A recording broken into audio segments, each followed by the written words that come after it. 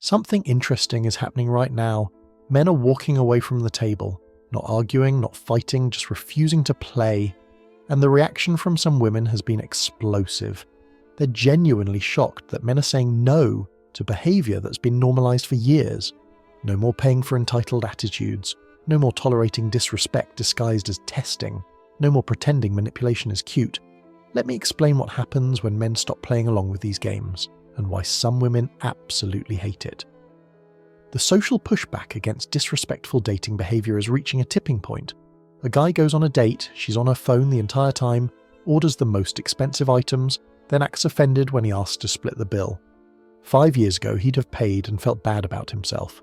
Today, he's paying for his meal and leaving, and she's posting on social media about how chivalry is dead, while conveniently leaving out her behaviour. I saw a video recently. A woman brings 3 friends to a first date, orders bottles of wine, appetizers, full meals, desserts. Bill comes to $500. She slides it to him with this smirk like it's a test. He looks at it, puts down $40 for his meal and walks out. The meltdown was immediate. A real man would have paid. No, a smart man recognised a scam and refused to participate. These power plays disguised as innocent actions are everywhere. She reaches for your fries without asking. It's not about the fries, it's about seeing if you'll let her take from you. She shows up 45 minutes late. It's not poor time management, it's testing if you'll wait. She starts arguments over nothing. It's not real conflict, it's checking if you'll submit to keep peace. Some people genuinely think this behaviour shows interest. If she's mean to you, she likes you. What are we, in 3rd grade? Adults who are interested show respect, consideration, genuine engagement. But certain individuals have been taught that creating conflict creates attraction. Then they're shocked when men with self-respect walk away.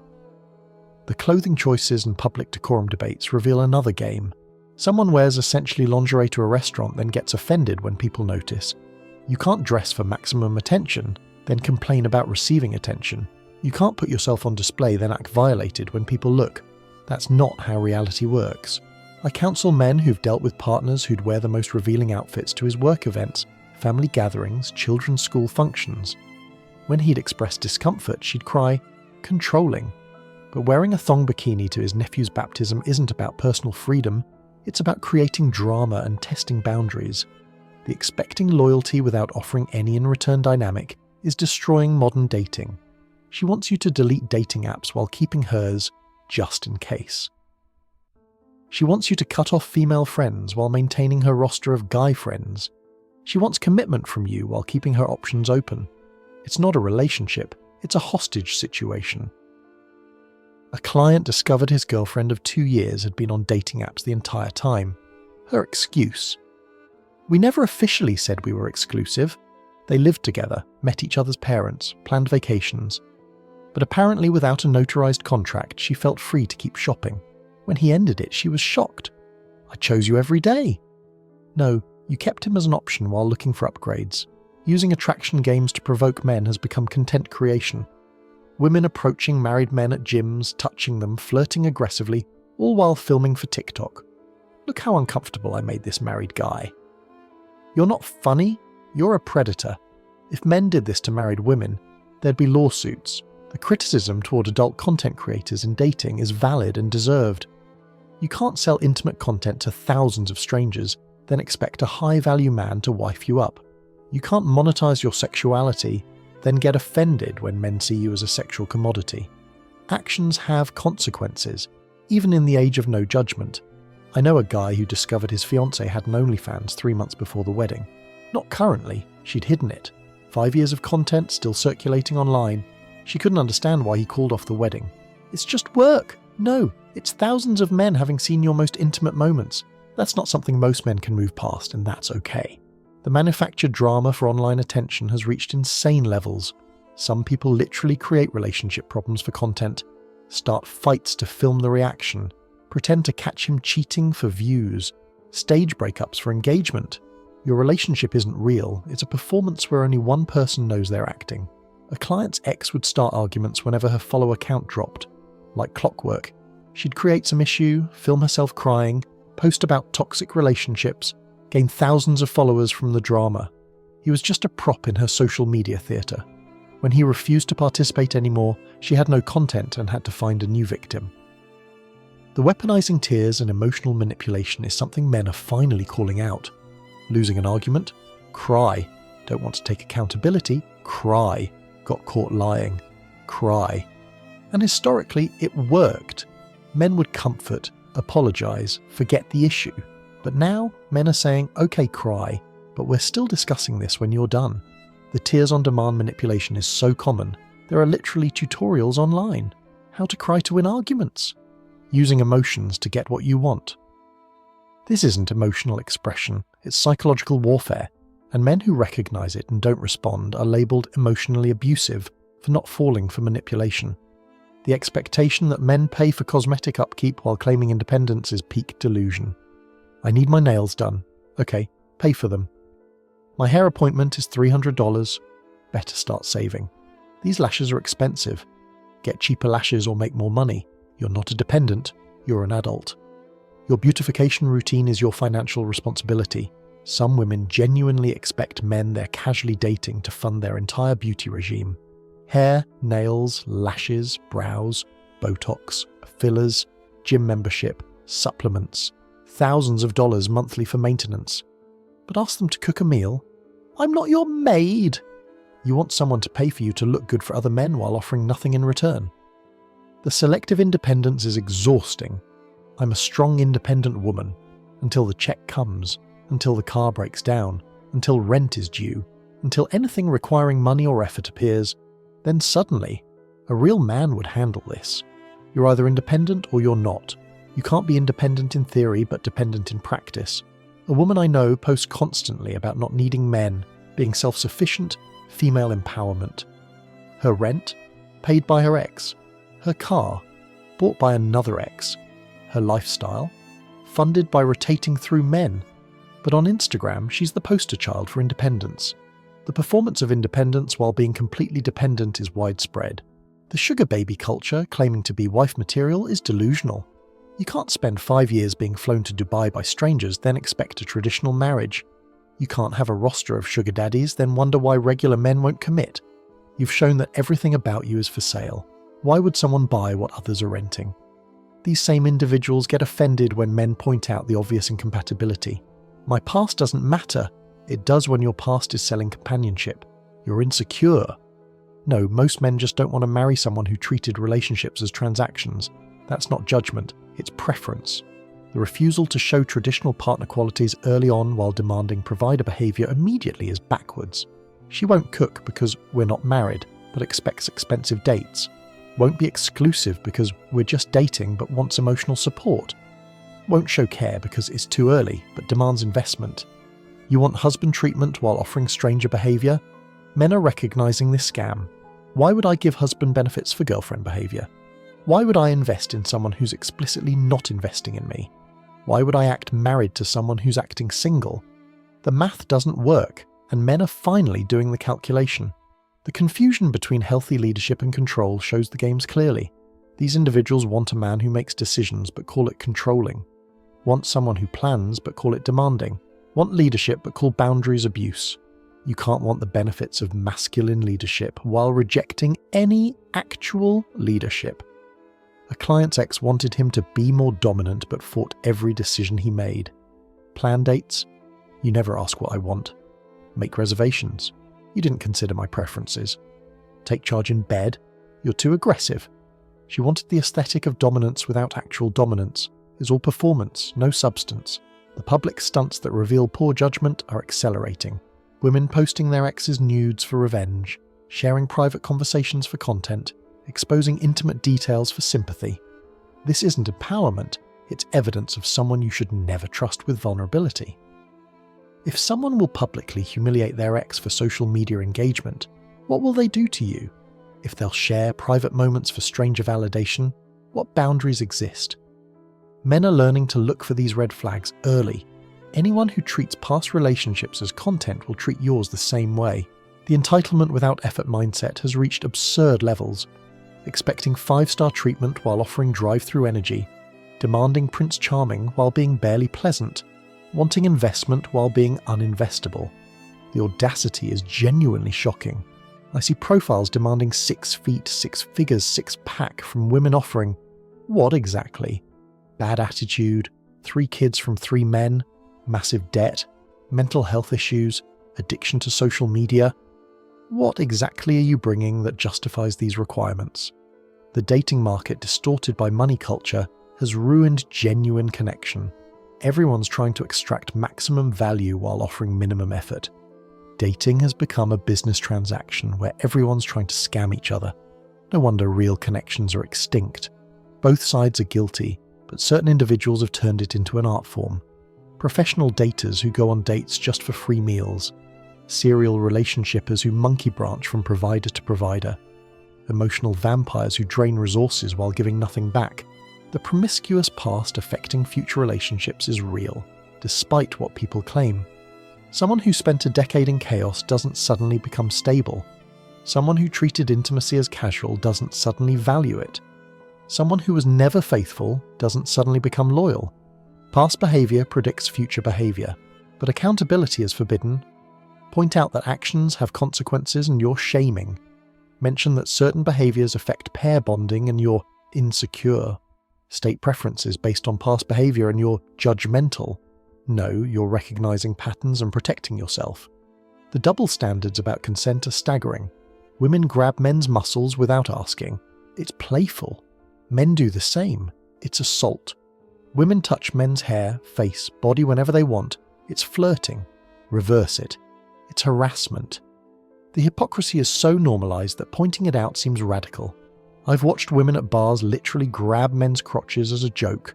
Imagine if men did that. There'd be arrests. But when men don't react positively to being sexually assaulted, they're uptight or gay. The same people preaching consent ignore it when it applies to men. The emotional outbursts blamed on men regardless of cause show zero accountability. She chose the bad boy. He was bad. Somehow all men are trash. She ignored red flags, got burned. Men are the problem. She created drama, faced consequences, patriarchy's fault. The inability to connect choices to outcomes is stunning. All my exes were narcissists. Really? All of them? What's the common denominator? Either you're attracted to narcissists, you create narcissists, or you label anyone who doesn't submit to you a narcissist. Either way, the problem might be internal. The lack of accountability in modern dating is the core issue. No one wants to admit their contribution to failed relationships. It's always the other person's fault. Always external reasons for internal problems. Always victims, never participants. The testing culture has gotten completely out of hand. Some women literally have spreadsheets of tests to run on dates. Did he open the door? Check. Did he pull out the chair? Check. Did he offer to pay? Check. Did he walk on the street side? Check. You're not dating, you're administering an exam. And then they wonder why the interaction feels mechanical and forced. A guy I know went on a date where she literally had a friend stationed at the restaurant to observe how he behaved. She had another friend call with a fake emergency to see if he'd be understanding about ending the date early. She posted his responses to her group chat in real time for analysis. This isn't dating, it's psychological experimentation on unwilling subjects. The social media validation seeking during relationships is destroying genuine connection. Every moment has to be documented, posted, liked, commented on. The relationship exists more online than in reality. You're not building intimacy, you're creating content. And when the relationship ends, all that evidence of love becomes ammunition. I've seen women post private text conversations with the caption, "Is this love bombing?" asking strangers to analyze their partner's genuine expressions of affection. Your man writes you a heartfelt message and instead of appreciating it, you're crowdsourcing opinions on whether his emotions are manipulation. The paranoia is tragic. The immediate labeling of any boundary as controlling has made healthy relationships impossible. Don't want your girlfriend going to her ex's party. Controlling. Uncomfortable with her having overnight stays with male friends. Insecure. Express any standard whatsoever. Toxic masculinity. Men are expected to have no boundaries while respecting every one of hers. The victim mentality, even in situations they created, is astounding. She starts an argument. He responds. She's the victim. She cheats. He leaves. She's abandoned. She lies. He discovers it. She's being persecuted. The mental gymnastics required to always be the victim, regardless of actions, is Olympic level. Some women have turned emotional manipulation into such an art form. that they genuinely believe their own narratives. They've told the story of being wronged so many times they've forgotten their role in creating the situation. The revision of history happens in real time, and suddenly you're the villain in a story where you are actually the victim. The finance game is particularly insidious. She'll suggest expensive restaurants, then act surprised at the bill. She'll point out expensive items she loves, then get upset if you don't buy them. She'll plan elaborate trips, then expect you to fund them, but point out the financial manipulation and you're keeping score or not generous. A client's ex would forget her wallet every single date for 2 years. Every single time. But she always remembered her phone, her makeup, her everything else, just never the wallet. When he started forgetting his wallet too, she had a meltdown about him not being a provider. The expectation of one-sided provision is so normalized it's considered abuse when men don't comply. The shifting of standards based on attraction levels is something men are increasingly aware of. The same behavior that's creepy from an average guy is romantic from an attractive one. The same financial situation that's broke in a regular man is artistic in a hot one. The same living situation that's loser in one is free-spirited in another. This selective standard application extends to behavior too. Certain women will tolerate absolutely toxic behavior from attractive men while demanding perfection from average ones. He's hot, so his emotional unavailability is mysterious. He's regular, so his emotional unavailability is immature. The hypocrisy is so blatant it's insulting. The friend group influence on relationships cannot be overstated. Some women's friends are relationship terrorists, actively sabotaging anything stable because misery loves company. Single friends who give relationship advice, bitter friends who project their failures, toxic friends who create drama for entertainment. Your relationship isn't just with her, it's with her entire social circle. I've watched friend groups systematically destroy relationships. They'll plant seeds of doubt, create scenarios to test loyalty, encourage behavior they know will cause problems, then comfort her when it falls apart, never mentioning their role in the destruction. It's emotional warfare by proxy. The retroactive revision of relationship history after breakups is standard practice now. Every sweet moment becomes manipulation. Every gift becomes love bombing. Every expression of concern becomes control. The relationship you thought you had never existed. It's been rewritten to make her the hero and you the villain. Men are starting to protect themselves by documenting everything, keeping texts, recording conversations, saving receipts. Not because they're paranoid, but because they've seen how quickly reality gets rewritten. When someone can claim abuse from a relationship that has thousands of loving messages, you need evidence to protect yourself. The all men are trash narrative while simultaneously demanding male provision is peak cognitive dissonance. If all men are trash, why do you want their money? If all men are toxic, why do you want their protection? If all men are worthless, why does their validation matter? You can't simultaneously hate and need an entire gender. The exhaustion men feel isn't from working or providing. It's from the constant tests, games, manipulation, and lack of appreciation. Men don't mind effort when it's valued. They don't mind investment when it yields returns. They don't mind giving when it's reciprocated. But one-sided extraction while being criticized? That's when they walk away. The high-value terminology has created delusion on a massive scale. Some women calling themselves high-value while displaying low-value behavior, demanding high-value men while offering nothing of value. The entire framework is corrupted by people who don't understand what value actually means in relationships. Value isn't just appearance or money, it's peace, support, loyalty, consideration. A beautiful woman who creates chaos is low value. A wealthy man who lacks integrity is low value. But social media has convinced everyone that surface attributes equal value, creating a generation of people with impressive exteriors and toxic interiors. The solution isn't complicated, but requires something most people won't do: honest self-assessment. What do you actually bring to a relationship? Not what you think you deserve, not what you've been told you're worth, but what actual value do you provide? If the answer is just your presence, that's not enough. Men who've recognized these patterns and adjusted accordingly are thriving. They're not bitter or angry, they're strategic. They recognize games early and don't play. They see manipulation and don't engage. They identify users and don't provide. They've learned to protect their resources, financial, emotional, temporal, from those who would waste them. The future belongs to people who can offer genuine value and authentic connection. The games are being exposed. The manipulation is being called out. The entitlement is being rejected. Those who adapt will find relationships. Those who don't will find themselves alone, wondering where everyone went.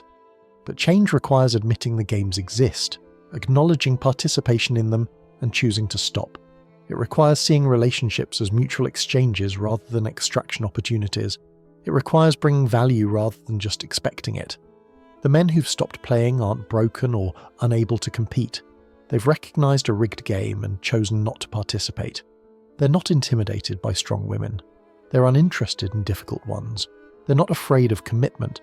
They're afraid of committing to someone who sees them as a resource rather than a partner. Every man reading this needs to understand. You don't have to play these games. You don't have to accept disrespect. You don't have to fund someone else's lifestyle while being criticized. You don't have to tolerate manipulation disguised as testing. You can simply walk away. And for those women who genuinely want relationships, the message is clear. The games have to stop. The testing has to stop. The manipulation has to stop. The entitlement has to stop. Men are done playing along, and until the games end, they'll continue walking away. The shock and anger from some women about men's withdrawal is telling. It reveals how much they depended on male participation in these dynamics, how much they relied on men's tolerance of poor behaviour, how much they expected endless patience and provision regardless of their own contribution. But that era is ending. Men are comparing notes, sharing experiences, warning each other. The playbook is exposed, the games are documented, the patterns are recognised. And once men see it, they can't unsee it. Once they understand the manipulation, they can't unknowingly participate. This isn't a movement of hatred or anger, it's a movement of self-respect and boundaries. Men are choosing peace over drama, solitude over manipulation, freedom over servitude. They're not saying no to women. They're saying no to toxic dynamics that happen to be predominantly perpetrated by certain women. The women who recognise this shift and adapt will have no shortage of options. Men aren't avoiding femininity or partnership. They're avoiding exploitation and manipulation. Bring genuine value, authentic care, real partnership, and men will recognise and appreciate it. But for those who refuse to adapt, who double down on games, who increase demands while decreasing value, the future is solitary. Men have options now. They can find peace alone, companionship in friendships, intimacy when needed, all without the games. Why would they choose manipulation over peace? The greatest realization for men has been that they don't need what they thought they needed. They don't need validation from someone who doesn't respect them. They don't need companionship from someone who creates conflict. They don't need intimacy from someone who uses it as a weapon. I want to hear from you guys. What games have you stopped playing? What behaviours made you walk away? What moment made you realise the game was rigged? Drop your experiences below. Let's expose these patterns so more men can recognise them and protect themselves. Because your peace matters more than their games, and your self-respect matters more than their approval.